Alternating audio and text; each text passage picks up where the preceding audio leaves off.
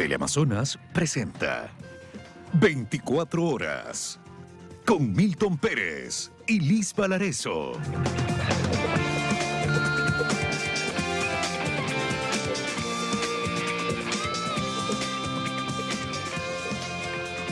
¿Qué tal, amigos? Buenos días, bienvenidos a esta emisión de noticias. Mucho que informar, mucho por compartir. Milton, ¿cómo estás? Buenos días. Hola Liz, amigos, qué gusto, buenos días. Empezamos una nueva semana de febrero, la semana previa al feriado de carnaval, y hoy se levantan muchas de las restricciones, se elimina la semaforización epidemiológica. Y bueno, esperamos solamente en la responsabilidad de los ciudadanos durante el feriado de carnaval para que no haya un rebrote de casos de COVID-19. Gran reto que tenemos por delante, pero también contarles a quienes vamos a tener en nuestro espacio de entrevistas. Nos acompañará Bernarda Ordóñez, secretaria de Derechos Humanos. Con ella vamos a estar analizando la estrategia del Plan Nacional de Política Pública del Sistema de Rehabilitación Social, que será presentada hoy. Así es, hoy al mediodía en el Palacio de Carondelet se presentará esta política pública. Y nuestra segunda invitada de hoy es la vicepresidenta de la Comisión de Fiscalización de la Asamblea, la asambleísta Ana Belén Cordero. Tenemos varios temas con ella, una denuncia grave de sedición hecha la semana pasada, juicios políticos al Consejo de Participación Ciudadana y otros, y lo que pasa en general en la Asamblea Nacional. Esa es la agenda para hoy, son las 7 de la mañana con un minuto. Bueno, el regreso a la normalidad, entre paréntesis, entre signos de interrogación, perdón. Sí, es verdad, hoy se levantan muchas restricciones, vuelve el 100% del trabajo presencial en las instituciones públicas, universidades al 100%, se levanta el semáforo epidemiológico. Así es, el país en la mayor desescalada de medidas desde que se inició la pandemia del COVID-19. Sí, Milton, también hay variables en cuanto a los aforos, ¿no? Se establece el 80% de aforo para las actividades esenciales, también en lugares cerrados a lo mejor, pero ya el 100% en los lugares abiertos. Todo esto de aquí significa quizás la mayor flexibilización en medidas desde hace un tiempo atrás dentro de esta pandemia del COVID-19. Y un punto importante que tú señalabas es este regreso ya con aforo 100% a las universidades. Ya los jóvenes podrán asistir hoy presencialmente llenando la capacidad completa de cada una de las aulas. Así es, son las 7:02, vamos justamente a la Universidad de Guayaquil. Está Vanessa Robles para que nos dé detalles de cómo se prevé el inicio de clases con el 100% de aforo. Hola, Vanessa. ¿Cómo estás, Milton y Liz? Buenos días, son las 7 de la mañana con 2 minutos y sí, nosotros estamos acá desde la Universidad de Guayaquil, la más grande del país, con más de 60.000 estudiantes adscritos a este plantel, y como podemos darnos cuenta, ya poco a poco empiezan a retornar los estudiantes y están a la espera pues de las aperturas de, en este caso, las clases prácticas. Nos referimos propiamente a las carreras de arquitectura, ingeniería química, medicina, educación física, veterinaria, isotecnia, faxo, y acá donde estamos, en la Facultad de Odontología.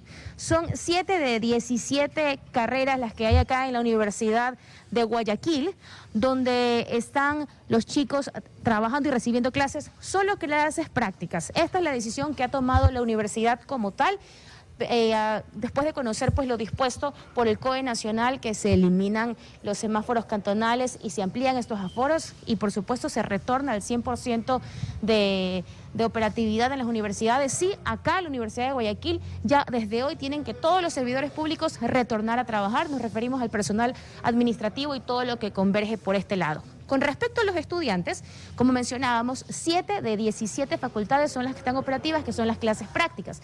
Lo mismo sucede con los profesores. Una parte de los docentes están trabajando con los chicos, otra parte mantiene la clase pues virtual. Esta determinación la dio la universidad y están trabajando así desde hace 2 semanas con los estudiantes, y hoy pues por supuesto con los servidores públicos, como ustedes pueden notar que ya está retornando, y así lo manifestaron en un comunicado justamente emitido hace unos días.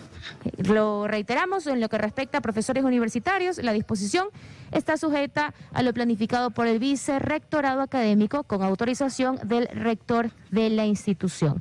En cuanto a la Jefatura de Seguridad y Salud Ocupacional de la Dirección de Talento Humano, realizará supervisiones in situ a fin de verificar el cumplimiento de las medidas de bioseguridad, distanciamiento y uso obligatorio de mascarillas. pese a ampliarse estos aforos, dentro de este plantel de institución de educación superior se mantienen estas medidas de bioseguridad. En pocos minutos se va a aperturar el laboratorio de odontología, que es una de las 7 facultades que están operando con los estudiantes. También lo están haciendo por grupos, lo están haciendo divididos para mantener y cuidar ciertas medidas de seguridad. Son las 7 de la mañana con 5 minutos, es lo que te podemos contar, Milton, a esta hora de la mañana y desde la Universidad de Guayaquil en la Facultad de Odontología. Gracias, Vanessa. Buenos días desde la Universidad Estatal de Guayaquil. Vamos a Quito, la capital, donde en la plataforma financiera del norte de Quito también se espera el retorno masivo de trabajadores luego de que se terminara el trabajo virtual. Juan Miguel Rodríguez está ahí. Hola, Juan Miguel, cuéntanos qué se ve hasta ahora. Son las 7 y todavía empieza recién a levantarse mucha gente y otro de ir al trabajo. ¿Qué tal, Milton, amigos televidentes? Muy buenos días. Solo para poner un poquito de contexto de lo que señalaba Vanessa Robles desde Guayaquil, las universidades acá en Quito se encuentran en vacaciones. Yo he podido conversar con varios de los rectores de la Universidad Central del Ecuador, de otras universidades privadas, y ellos comentan que en marzo regresan a clases y algunos regresarán al 100% y otros lo harán de manera progresiva, empezando con un 75%. Quienes sí regresan al 100% son los servidores públicos, como tú ya adelantabas, Milton. Nosotros nos encontramos en la plataforma financiera nacional. Ellos deben cumplir con ciertas medidas de bioseguridad desde el día de hoy. Bueno, el uso de la mascarilla, que no puede faltar en espacios cerrados como es la plataforma financiera, la presentación del certificado de vacunación con un código QR o el carnet para ingreso a actividades esenciales. También se debe mantener la ventilación en espacios cerrados, facilitar el distanciamiento físico, el lavado frecuente de manos y uso de alcohol gel. Acá en esta plataforma financiera, la verdad, comienzan a llegar los trabajadores a partir de las 8:30 de la mañana. Por eso a esta hora de la mañana, siendo 7 y 7, vemos poca afluencia de personas. Solo veíamos usuarios que ya estaban haciendo fila para poder hacer alguno de sus trámites, porque acá hay varias instituciones como el Banco del IES, la Corporación Financiera Nacional, el Servicio de Rentas Internas, la Cancillería, entre otros. Esto es lo que nosotros le podemos informar a esta hora de la mañana. Regresamos con ustedes a estudios que tienen más noticias. Muy buenos días. Buenos días también para ti, Juan Miguel. Seguramente conforme pasen los minutos, las horas, ya se irá viendo mayor presencia de trabajadores que se reintegran presencialmente también a laboral. Agregar nada más que para este carnaval no va a haber ningún tipo de restricción de movilidad en carreteras ni tampoco en las playas. El aforo será 100%.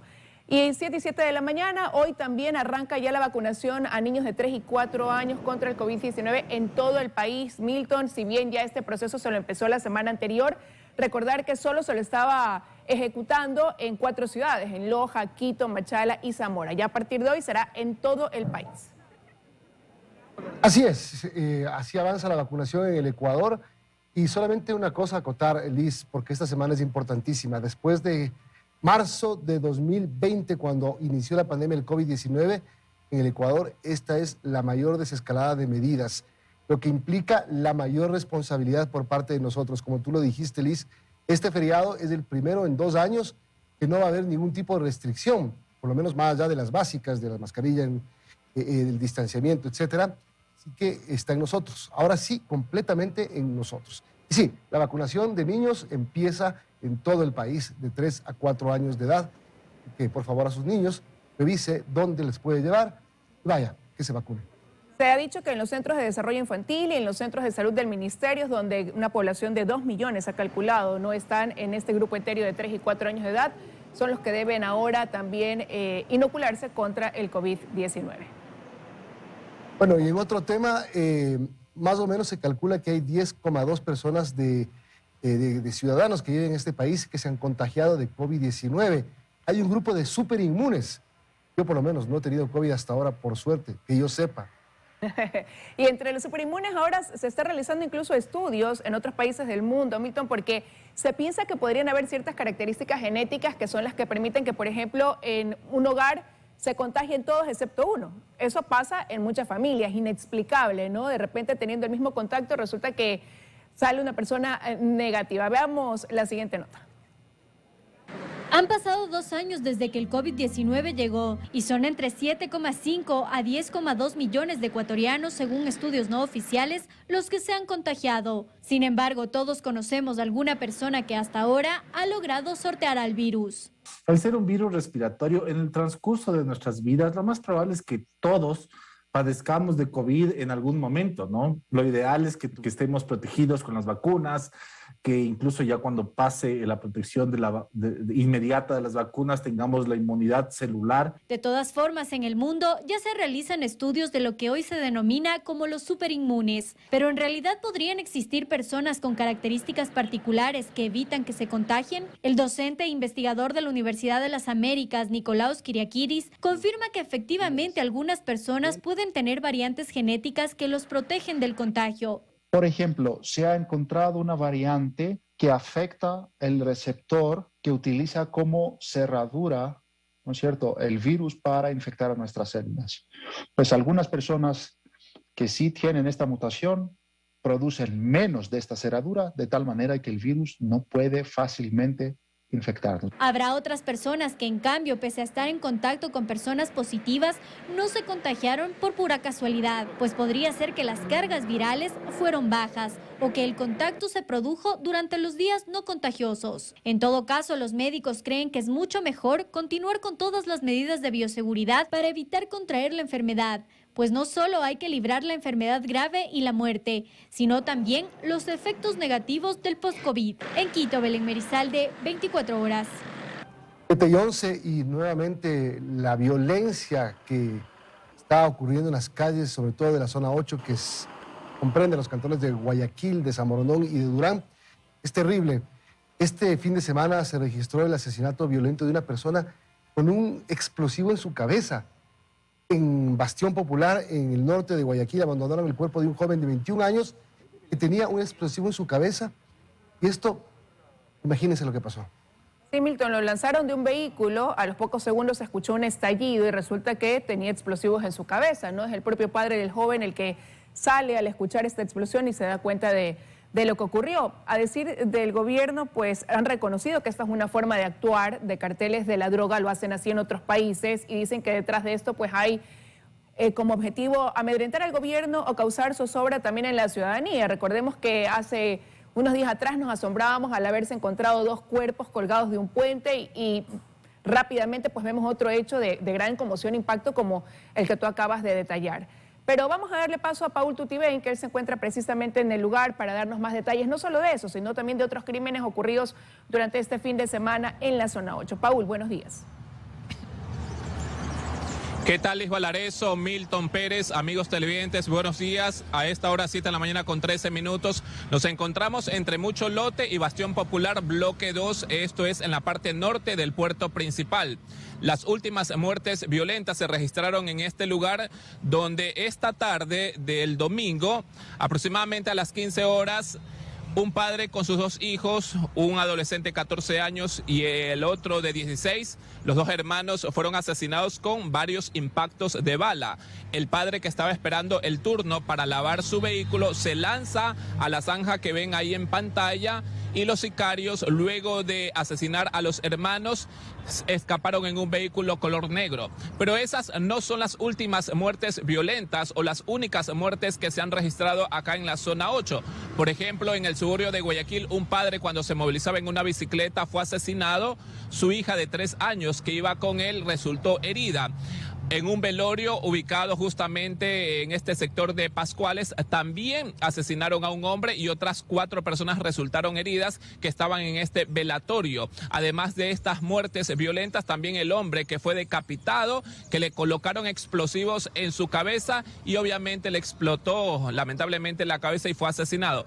Además de estas muertes, otros sucesos también se registraron acá en la zona 8, que comprende a Guayaquil, Durán y San Borondón. Veamos un resumen de las últimas muertes registradas acá en la zona 8, considerada la más violenta del país. Una escena más de terror en Guayaquil. Esta vez en el noroeste de la ciudad, en el bloque 2 de Bastión Popular, un hombre fue decapitado con un artefacto explosivo. Es el primer caso de asesinato bajo esta modalidad en el país. Sabemos que son explosivos plásticos, presumiblemente dinamita. El Grupo de Intervención y Rescate realizó el levantamiento. Nosotros tenemos, de acuerdo al levantamiento, que fue decapitada por el uso de explosivos. Sabemos, se presumiría que fue colocado, no sabemos si antes o después de haber provocado su muerte. El cadáver fue hallado la madrugada del domingo. Según testigos, a la víctima la habrían bajado de un automóvil para dejarlo sobre el parterre. Se trataba de Alexander Yasmani Valle, delgado de 21 años. Horas después, en este mismo sector, allanaron varios domicilios para dar con los responsables de este macabro hecho de sangre. La policía, con sus técnicas de investigación, dio con la casa de donde supuestamente ha salido ese explosivo y con el sospechoso hasta ahora de haber producido esta muerte violenta. El detenido de este execrable crimen responde a los nombres de Brian Rafael R.S., no tiene antecedentes, alias Brian Mayer. Como indicios asociativos a este hecho violento, se encontró una camisa con la cual vestía al momento del incidente, 3 cartuchos con envoltura de plástico, que luego del cotejamiento realizado en el Departamento de Criminalística tendría correlación con los residuos encontrados en la víctima. La Policía Nacional menciona que esta muerte violenta guarda relación con temas de droga, pero como si fuera poco. La misma tarde de este domingo, 2 sicariatos más en el bloque 2 de Bastión Popular, a pocas cuadras del primer hallazgo, donde cabe señalar todos los días han matado. Horas antes, en el sector de La Ladrillera, otro sicariato. Catalina García, 24 horas. 7 de la mañana con 16 minutos, 7 de la mañana con 16 minutos, un total de 19 crímenes se han registrado acá en la zona 8 durante la tarde del viernes y la noche de este domingo. 19 asesinatos que están siendo investigados por parte de la Policía Nacional. La niña que resultó herida cuando su padre se movilizaba en una bicicleta está un poco delicada de salud, de lo que han confirmado sus propios familiares. Hay que mencionar que ante los últimos sucesos violentos que se han registrado acá en la zona 8, la cúpula policial ha decidido cambiar los jefes de las distintas unidades élites de la Policía Nacional y desde hoy ya ingresarían los nuevos jefes. Por ejemplo, el antiguo jefe de la UNAS a nivel nacional ahora va a formar parte como jefe de la INACET en la zona 8. Son 19 asesinatos durante estos 3 días acá en la zona 8, considerada la zona 8 más violenta del país. Milton, Liz, tienen más en estudios. Gracias, buenos días. 7:22 de la mañana, empezamos este bloque comentando lo que sucedió este fin de semana producto de las fuertes lluvias en la vía Loac-Santo Domingo. Ahí estamos viendo 2 buses y un camión fueron arrastrados por rocas y tierras. En ese sector, Milton, hubo 2 deslizamientos, uno en el kilómetro 36 y otro en el kilómetro 43, a la altura de ese kilómetro, que es donde se produjo este accidente.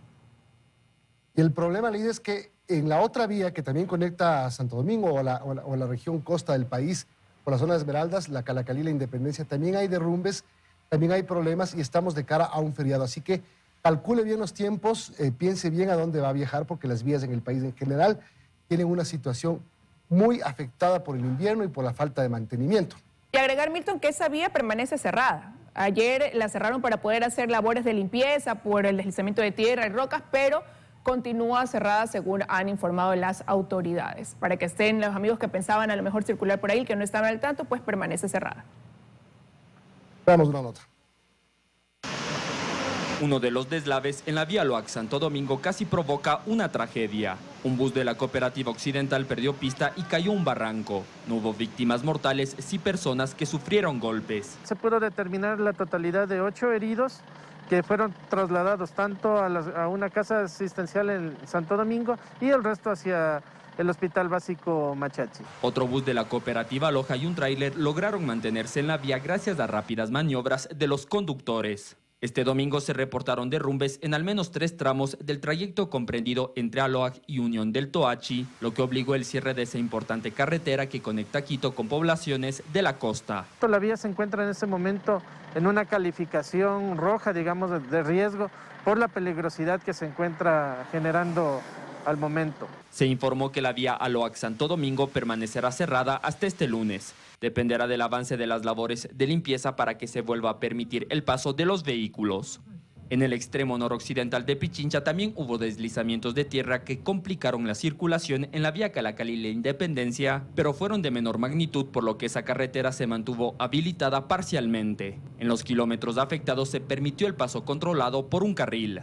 La temporada de lluvias también provocó inundaciones en Mindo, parroquia del cantón San Miguel de los Bancos. El río Saguambi se desbordó. Este es el punto que registró mayores complicaciones porque el agua sobrepasó el nivel de este puente. En redes sociales, moradores captaron cómo se inundó la zona a primeras horas de este domingo. No tenemos desgracias personales, producto del río, de la creciente del río, casas dañadas tampoco tenemos. Ya es la segunda vez, tercera con esta que sucede lo mismo, pero es a raíz de este puente que está aquí hecho, que no da la suficiente evacuación para el material pétreo que acarrea el río. Maquinaria pesada se trasladó al puente del río Saguambi para ejecutar labores de dragado. Alberto Luna, 24 horas. Bien, todo parece indicar que las restricciones para este feriado van a ser de las carreteras. 7:25 y hablamos de la minería ilegal. El último balance, Liz y amigos, de incautación de maquinaria es de 105 excavadoras. Suben a 292 los bienes incautados en esta zona del país, en la zona de Puerto Napo, entre succionadoras de agua y otro tipo de maquinaria. Sí, Milton, son cifras que hablan de la magnitud de este negocio, ¿no? Y vale la pena entender también que son miles de dólares los que genera la minería ilegal todos los días. Es oro que sale de contrabando por la frontera sur y la frontera norte. Pero ¿cuánto ganan estas personas para arriesgar la naturaleza e incluso sus propias vidas? Se lo contamos en el siguiente reportaje. Devastación y ríos contaminados en Yutsupino, provincia del Napo. Socavones cada vez más grandes en Zaruma, provincia del Oro. Y deforestación en San Lorenzo, Esmeraldas. Estos son solo ejemplos de los estragos que deja a su paso la minería ilegal. Estragos que poco les importa a quienes la realizan, ni las familias que afectan, o poner en riesgo su propia vida. ¿Pero por qué? Por el dinero que se genera. Mientras el precio del oro esté alto, la gente busca dónde está el dinero, y el dinero está en los yacimientos de oro. El dinero se cuenta por miles. Dos de los principales tipos de explotación minera que existen en Ecuador son la subterránea y la aluvial. Esta última se realiza en riberas o cauces de los ríos, como en Yutsupino. Aquí la maquinaria remueve toneladas de material durante 20 horas al día. Lo que se obtiene es un promedio de 140 gramos de oro, que se vende a $43 por cada gramo. $17 por debajo del precio oficial, que es de $60. Es decir, que la rentabilidad del día para los ilegales llega a los $6.000. Esta productividad se la consigue con apenas 2 retroexcavadoras. Hasta el momento en Napo ya se han decomisado 105. ¿Quién busca este oro? Compradores también ilegales. Ese comercializador compra a precio bajo y obviamente lo vende generando una utilidad que por kilo puede estar en unos $2.000. Mientras la minería subterránea es la que se practica en zonas como Zaruma, por ejemplo. Aquí pasa algo similar. Antes de los socavones, los ilegales removían cerca de 30 toneladas de material por día, obteniendo 3.600 gramos de oro, pues la concentración del mineral es mayor. Esto se vende no a 44, sino a $55 por cada gramo, lo que significa un ingreso por día de $200.000. Pero ¿cómo llegan los mineros ilegales a las zonas más idóneas? Expertos señalan que debido a la corrupción. Aprovechan de información privilegiada que tienen, de sondeos. El Estado tendría que también implementar el personal técnico para el control de estos lugares. Las exportaciones mineras ecuatorianas en 2021 alcanzaron una cifra de $2.092 millones, de las cuales 591 millones fueron por concentrado de oro y 573 por oro en barras. En Guayaquil, Luis Alfredo Zúñiga, 24 horas. Milton, y este fin de semana Quito fue el escenario del Campeonato del Ciclismo Nacional de Ruta, donde Richard Güera se coronó campeón, mientras que el favorito quizás de muchos, Richard Carapaz, obtuvo el segundo lugar. Así es, realmente hubo una fiesta en la capital, pese a las calles afectadas por la falta de mantenimiento en muchos lugares. Ahí estuvo la vuelta ciclística, o digamos el Campeonato Nacional de Ciclismo. Y claro, la presencia de Richard Carapaz, nuestro campeón olímpico, sin duda generó mucha alegría. Veamos. Richard Güera, de 22 años de edad y del Team Banco Guayaquil, fue el ganador del Campeonato Nacional de Ruta, competencia que se cumplió este domingo en Quito. Se impuso en un cerrado final a los carchenses Richard Carapaz y Jonathan Caicedo. La meta estuvo ubicada atrás del Estadio Olímpico Atahualpa en una empinada subida y con la presencia de una gran cantidad de aficionados. En competencia estuvieron más de 100 ciclistas quienes recorrieron 163,2 kilómetros en 17 vueltas. El título se definió en un sprint en ascenso con los World Tour Jonathan Caicedo y Richard Carapaz en pelea por la maillot tricolor, pero a falta de 50 metros fueron superados por Richard Güera, que fue la sorpresa de la jornada. Puso el tiempo de 3 horas, 43 minutos, 41 segundos. En la división sub-23, el ganador fue Lenin Montenegro. En damas élite ganó Esther Galarza. En damas sub-23, Ana Vivar se quedó con el título de ruta. Vivar también ganó el viernes la contrarreloj individual en la mitad del mundo. El público quiteño disfrutó de una carrera donde Richard Carapaz fue el más ovacionado, pero Richard Güera se llevó el título. Pablo King, 24 horas. Son las 7:32, saludamos a la vicepresidenta de la Comisión de Fiscalización de la Asamblea Nacional, Ana Belén Cordero, asambleísta, gracias por acompañarnos.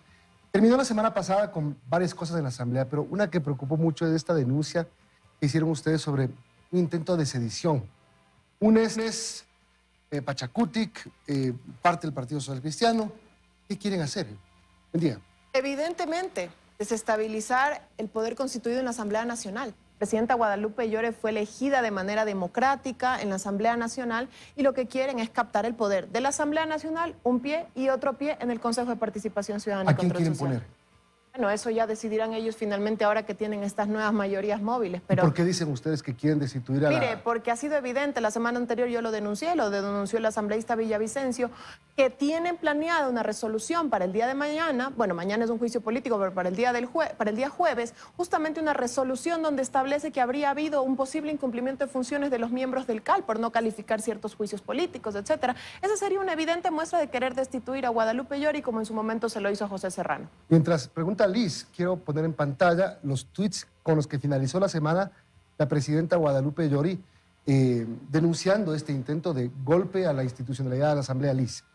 Sí, buenos días, abogada. Ahí estamos leyendo, ¿no?, lo que decía Guadalupe Llori, donde también denunciaba ese intento de conspiración, pero esto surge también o cobra fuerza a raíz de lo que sucede en el Consejo de Participación Ciudadana, al punto de querer obviar lo que dice la Ley Orgánica de la Función Legislativa y tratar darle prioridad a ese juicio político contra esos vocales cuando ya hay un orden establecido. ¿Por qué tanto interés en el Consejo de Participación Ciudadana?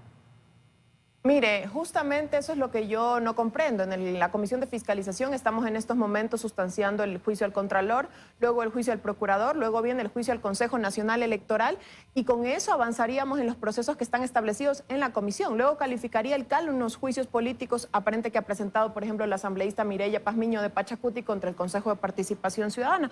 Pero la Ley Orgánica de la Función Legislativa establece un claro orden para los pedidos de juicio político, con lo cual ahora por coyuntura entonces ya no les interesa o ya no habrían cumplido funciones el Contralor, el Procurador y el Consejo Nacional Electoral y quieren entonces... Pero ¿por qué cree usted cuando ellos quieren y como ¿Por qué cree usted que hay tanta premura, tanto interés en subir ese juicio político, aunque sea ya evacuado lo antes posible?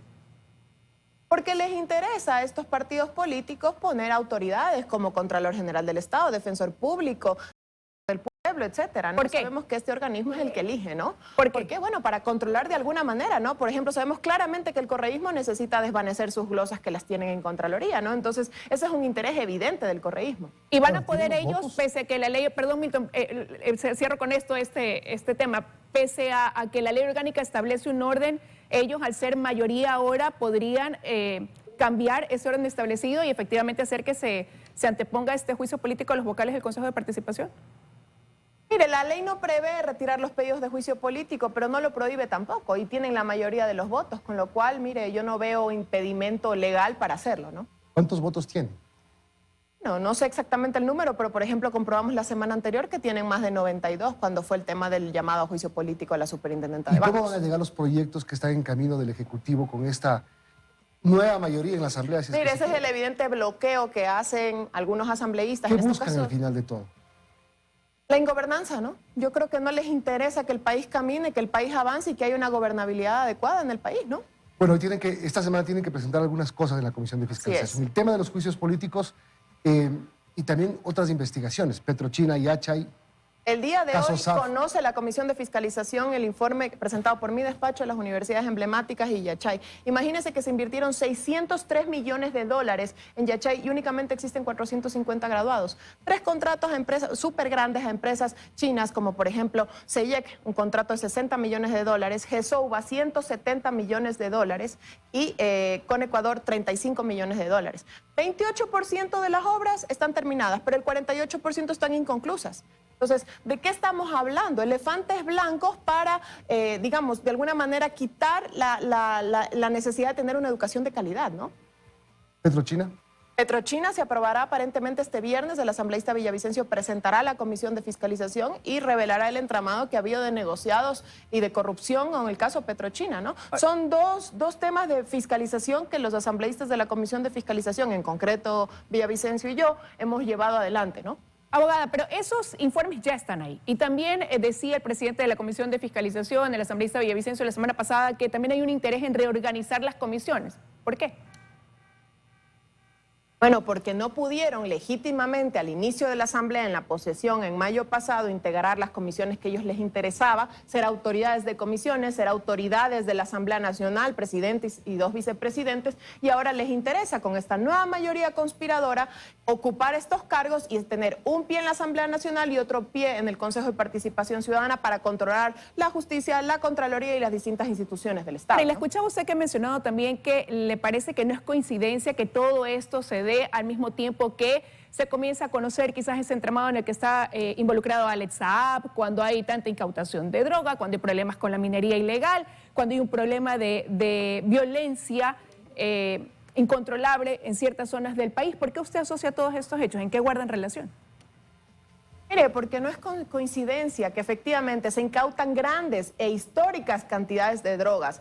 Se da una batalla frontal a la minería ilegal en Napo, en Buenos Aires, en las distintas localidades. Se hace público el tema de Saab y la relación directa con los gobiernos de Maduro, de Correa, etcétera. Saab habla, hay otro tema pendiente también allá en Miami. Miguel Ángel Loor está en Miami jugando básquet frente al juez Escola. Vamos a ver qué sucede finalmente cuando ha habido un entramado de corrupción. Y todos estos hechos, no es coincidencia que quiera desestabilizarse las instituciones más importantes del Estado, la casa de la democracia, que es la Asamblea Nacional. Pero la Asamblea Nacional tiene menos del 10%.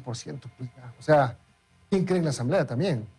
Bueno, creo que vemos asambleístas que sí sacamos la cara por la Asamblea Nacional y trabajamos. Claro, pero la institución Asamblea está de capa caída. Es decir, muchos quisieran que no exista la Asamblea. Lastimosamente hay 3 poderes del Estado y el legislativo siempre tiene que existir. El problema no es la cantidad de asambleístas, yo creo que el problema es la calidad de los asambleístas que la integran. Y en este sentido, mire, yo creo que es evidente esta conspiración que quiere el correísmo y parte de Pachacutic levantarse con el poder y hacerse con el poder que no pudieron tenerlo democráticamente. ¿En la Asamblea o también en el gobierno? En el gobierno también, O sea, porque al querer tener mayoría en el Consejo de Participación Ciudadana quieren elegir autoridades como Contralor, Defensor del Pueblo, Defensor Público, etcétera, ¿no? Y de ahí van contra el Ejecutivo. Y van desfilando las autoridades. Mire, ahora está Contralor, Procurador General del Estado, Consejo Nacional Electoral, porque no les gustaron las elecciones pasadas, y luego Consejo de Participación Ciudadana, y seguramente desfilarán ministros en este momento. Abogada, pero ellos han negado esta conspiración, ya se han pronunciado asambleístas de cierta fracción de Pachacutic, del Partido Social Cristiano, incluso de UNES, y más bien también dicen lo contrario. Ellos señalan que el interés estaría del otro lado. Bueno, mire, el asambleísta Mario Ruiz ha dicho públicamente que sí les interesa poner primero el juicio político del Consejo de Participación Ciudadana y destituir únicamente los 4 que están ahora en mayoría en el Consejo de Participación Ciudadana. Entonces, si eso no es una evidente muestra o clara de conspiración de querer sacar a unos y poner a otros para que elijan a sus candidatos, entonces, ¿qué es? No? Yo creo que vamos viendo cómo se comportan las fuerzas en la Asamblea y vamos viendo cómo trabaja la gobernabilidad. Y la pregunta también es eso, ¿cómo eso va a incidir, esas nuevas mayorías, esas fuerzas en la Asamblea, con todo este conflicto que hay ahora, cuando el próximo, por ejemplo, el próximo mes se prevé que llegue un proyecto importante como es el de la reforma laboral? ¿Cómo se plantea entonces el escenario ya de trabajo, de gobernabilidad, más bien de apoyo, ¿no?, a la gobernabilidad en el país? Eso es lo que digo yo, la falta de sintonía de los asambleístas con la ciudadanía en general, ¿no? De decir, miren, los ciudadanos lo que necesitan en estos momentos es empleo, es seguridad, es salud de calidad, es educación de calidad, y los asambleístas debemos estar para legislar y fiscalizar en favor de eso y no estar en temas que no tienen relación ni que les interesa a la ciudadanía. Los ciudadanos ven con lamento y con tristeza lo que pasó en el Consejo de Participación Ciudadana, la mala calificación que tiene la Asamblea Nacional en estos momentos y que no trabajan por sus intereses. Por eso es que el presidente Lazo le interesa trabajar por los ciudadanos y plantear estos proyectos de ley necesarios para el país para generar empleo. Pero los asambleístas, en este caso ya de mayoría, no les interesa trabajar por la ciudadanía. Bueno, vamos a ver qué pasa esta semana, porque hay dos capítulos importantes entonces, usted lo ha dicho, Petrochina al final de la semana y el tema de Yachay el día de hoy. Hoy Yachay. Gracias, asambleísta. 7:45 de la mañana, le damos la bienvenida a la doctora Bernarda Ordóñez, secretaria de Derechos Humanos, a propósito de que hoy al mediodía en el Palacio de Carondelet se presenta esta estrategia de política pública para el sistema de rehabilitación social. Gracias por estar con nosotros. Después de 4 meses de trabajo está lista esta política, usted ha dicho, para brindarle segundas oportunidades a los privados de libertad con una base donde prevalecerán los derechos humanos. ¿De qué forma lo harán, doctora? Buenos días. Muy buenos días, Liz. Buenos días, Milton, a la audiencia de Teleamazonas. Hoy, desde el Gobierno Nacional, desde la Secretaría de Derechos Humanos, queremos presentar la primera política pública de rehabilitación social, con un enfoque de derechos humanos. Esta política pública ha sido construida en más de 60 sesiones de trabajo y aprovecho la oportunidad para agradecer a los ministros del eje social que conformamos el directorio del organismo técnico. Sin el compromiso y el trabajo de ellos, esto no hubiera sido posible. Esta política pública comprende 308 líneas de acción, actividades concretas que cada uno de los ministerios, junto con el Defensor del Pueblo, tenemos que desarrollar para alcanzar la rehabilitación social en el país. Ahora, y debe estar dividida en algunos ejes, ¿no? Importante mencionar la prevención a propósito de lo que se vivió el año pasado en el sistema carcelario, donde la mayoría de quienes perdieron la vida privados de la libertad eran jóvenes, con 10 años ya dentro de este mundo delictivo. Eso mencionado por usted incluso. ¿De qué forma se trabaja precisamente en ese sentido para disminuir la violencia en estas nuevas generaciones? Justamente, Liz, uno de los principales aportes que desde el directorio del organismo técnico realizamos al país en esta problemática es comprender la realidad de las personas privadas de libertad. Muchos de ellos empezaron a los 10 años con problemas de drogas en círculos de violencia y a los 20 años ya estaban en el sistema penitenciario. Esta política pública comprende 12 ejes de acción, 65 dimensiones y las 308 líneas de acción que le había comentado. ¿Cuáles son estos ejes? La salud, el trabajo, la educación, la cultura, el eje social y arraigo, el tema institucional, las alianzas con las organizaciones internacionales, con las organizaciones de derechos humanos y, por supuesto, el fortalecimiento del SNAI, que es la institución que administra los centros de privación de libertad. ¿Por dónde se va a empezar, secretaria, a apuntar a garantizar los derechos humanos de las personas privadas de la libertad? ¿Por el diálogo para poner fin a los problemas internos que existen entre bandas, por ejemplo, sobre todo en la penitenciaría del Litoral, por los presos sin sentencia, para que baje el hacinamiento y para que se aplique un verdadero derecho de justicia en el Ecuador? ¿Por dónde? Milton, desde el directorio nosotros hemos trabajado en varias aristas. Justamente todas esas han sido tocadas en el directorio. Por ejemplo, el día de hoy el SNAI también va a presentar su estrategia para reducir el hacinamiento.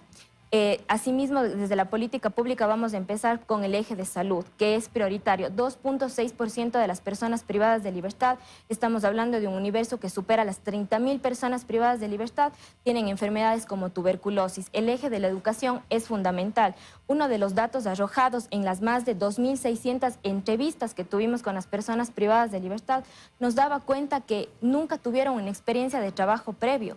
Nunca tuvieron oportunidades estos niños y estos jóvenes, de ahí que nosotros estamos convencidos que invertir en la rehabilitación es invertir en la seguridad. ¿Tienen el dinero para eso? Tenemos un presupuesto de $27 millones que va a ser distribuido en los diferentes ejes, principalmente el eje de salud, educación, cultura, deporte, el mismo eje transversal que trabajamos con la Defensoría del Pueblo, la Secretaría de Derechos Humanos, el eje de trabajo, por supuesto, social y arraigo.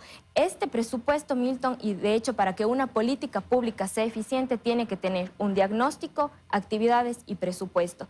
Va a hacerse un seguimiento semanal de cómo se va ejecutando las diferentes acciones del directorio del organismo técnico y vamos a hacer un corte cada 3 meses, cosa que en septiembre de cada año ya se cuente con un presupuesto.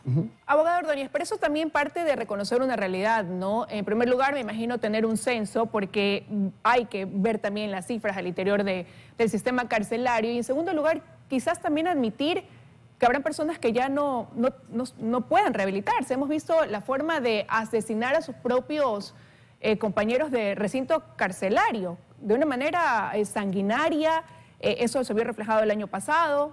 ¿Cuál es el balance que hacen de eso también o la conclusión a la que llegan de estos hechos?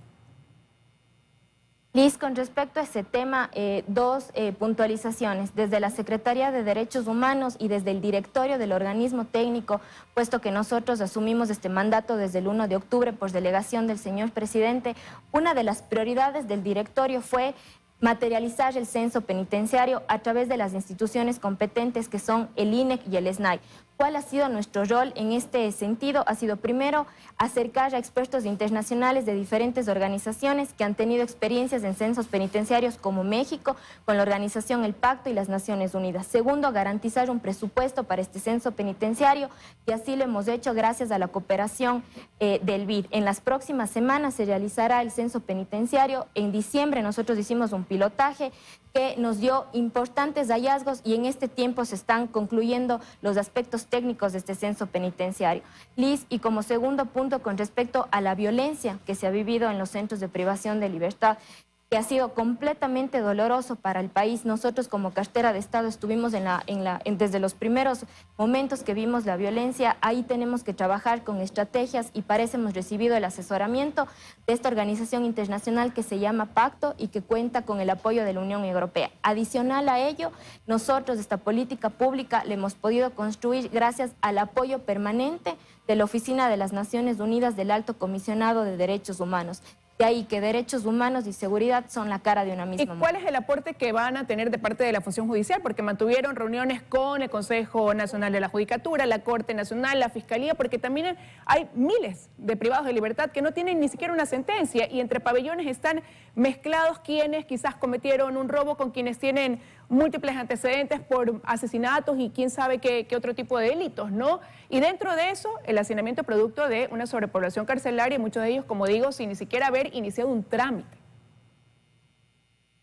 Liz, con el eje de justicia y específicamente con el Consejo de la Judicatura, con la Corte Nacional de Justicia, con la Fiscalía General del Estado, han sido invitados a participar en el directorio del organismo técnico y a presentar soluciones concretas a este problema estructural que tiene que ver también con una parte muy importante que es la legislación. Concretamente con el eje de justicia y con la Corte Nacional de Justicia hemos trabajado en resoluciones del Pleno de la Corte Nacional con fuerza de ley, que ha permitido destrabar ciertos nudos con lo que tiene que ver con la interpretación que se le da al Código Orgánico Integral. A este momento la Corte Nacional ha emitido ya 3 resoluciones con fuerza de ley.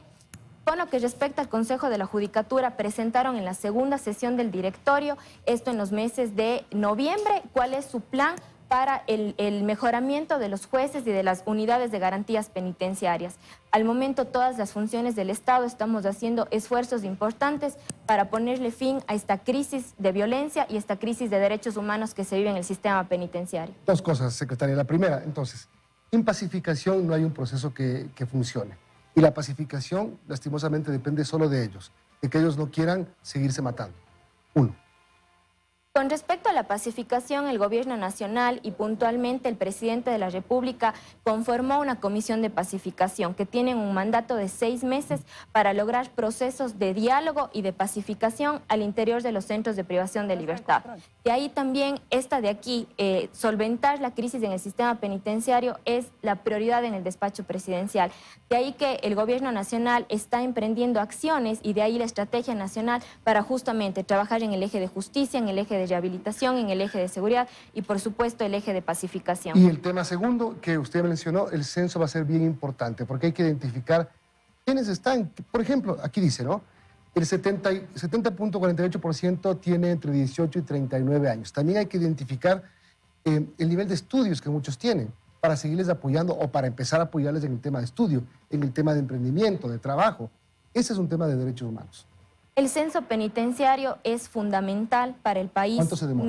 No se ha realizado un censo penitenciario desde que existe el sistema penitenciario. Y estamos ya terminando las definiciones técnicas, propiamente el SNAI y el INE, que son las instancias ejecutoras de este censo penitenciario. Pero Milton, me quiero tomar 30 segundos para explicar la importancia de este tema. Cuando nosotros estuvimos en Guayaquil, nosotros pudimos constatar que hay personas privadas de libertad que no tenían una cédula de identidad, que no tenían correctamente sus nombres, y eso complicó muchísimo la identificación de los cuerpos en los lamentables hechos de violencia que vivió el país en septiembre del año pasado. Entonces, el censo penitenciario nos permite conocer una caracterización real, una fotografía en tiempo real de las personas privadas de libertad. Sabemos que son jóvenes, sabemos que no tuvieron oportunidades, pero necesitamos tener los datos duros para tomar las mejores decisiones. Doctor, y usted mencionaba que para esta estrategia tienen un presupuesto de 27 millones de dólares. ¿En qué será invertido específicamente? Los 27 millones de dólares serán distribuidos en los diferentes ejes, son 12 ejes. Por ejemplo, empezamos con el eje de salud, con un presupuesto aproximado de 12 millones de dólares. Tenemos educación, tenemos cultura, el eje institucional también, que tiene que ver la Secretaría de Derechos Humanos, la Defensoría del Pueblo, el Ministerio de Deportes. Pero dentro de esto no se incluye nada que tenga que ver, por ejemplo, con construcción de nuevos recintos carcelarios para que así se pueda también liberar ese hacinamiento que existe, reforzar la seguridad en los mismos. No entra dentro de esta estrategia algo como eso. La rehabilitación social está enmarcada en los ministros del eje social. Lo que tiene que ver con la infraestructura propiamente de los centros de privación de libertad, se las trabaja, y por supuesto el SNAI, el general Ramírez, está trabajando muy fuertemente en la adecuación de la infraestructura. Y aquí, Liz, por ejemplo, comentar que las reglas de Mandela, uno de los estándares internacionales de derechos humanos de personas privadas de libertad, nos recomiendan ya desde hace muchísimos años que los centros de privación de libertad deben ser pequeños. Y en el caso del Ecuador, por ejemplo, hicimos todo lo contrario. Hicimos todo lo contrario. Bueno, es un trabajo que al final del camino tiene que ir de la mano, ¿no? Por supuesto, por supuesto. Exacto, Es un trabajo que tiene que ir de la mano, y como les indiqué, esta ha sido una de las prioridades del despacho presidencial. Nosotros trabajamos permanentemente con el señor presidente, y actualmente el SNAI está realizando todos los preparativos desde el diseño, con un enfoque de seguridad y de derechos humanos de estos centros de privación de libertad. Bien, secretaria. Entonces, a las 12 del día en el Palacio de Carondelet se presenta esta primera política pública. Funcione bien. Gracias por acompañarnos. Muchísimas gracias. Buenos días. Gracias, Liz.